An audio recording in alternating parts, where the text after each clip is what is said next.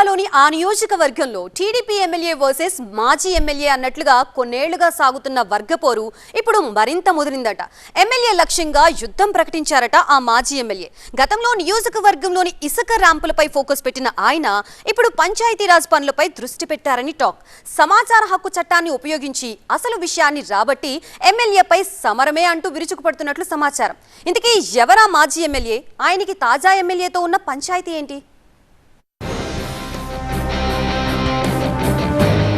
శ్రీకాకుళం జిల్లాలో ఇసుక అక్రమ ర్యాంపులు, గ్రావెల్ తవ్వకాలకు సంబంధించి నియోజకవర్గాల్లో అధికార ప్రతిపక్ష నేతలు ఓ అండర్స్టాండింగ్ తో ముందుకు సాగుతున్నారట.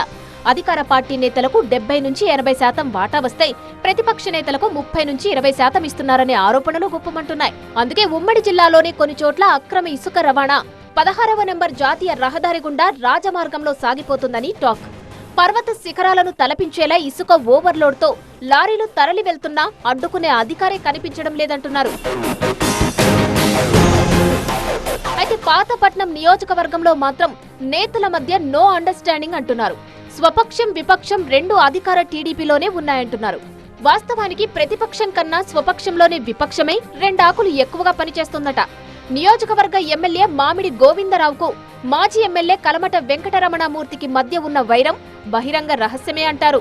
ఈ ఇద్దరు నేతలు 2024 ఎన్నికల్లో టీడీపీ టికెట్ ఆశించారు.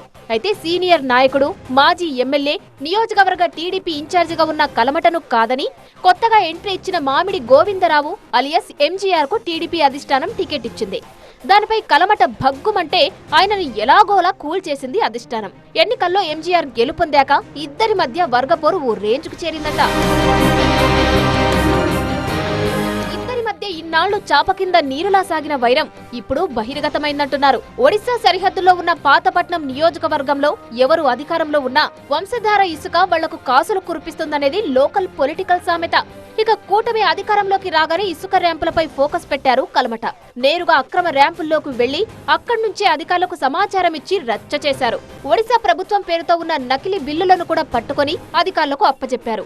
అక్రమ ర్యాంపులతో ప్రభుత్వానికి చెడ్డ పేరు వస్తోందంటూ చెలరేగిపోయారు. ఎమ్మెల్యే గోవిందరావును బద్నాం చేయడానికి ఇసుక అక్రమ రవాణాను కలమట అవకాశంగా తీసుకున్నారనే చర్చ జరుగుతుంది. చివరకు విసిగిపోయిన గోవిందరావు తనకున్న 2 సొంత క్వారీలను కార్యకర్తలకు అప్పగించేసి చేతులు దులిపేసుకున్నారు.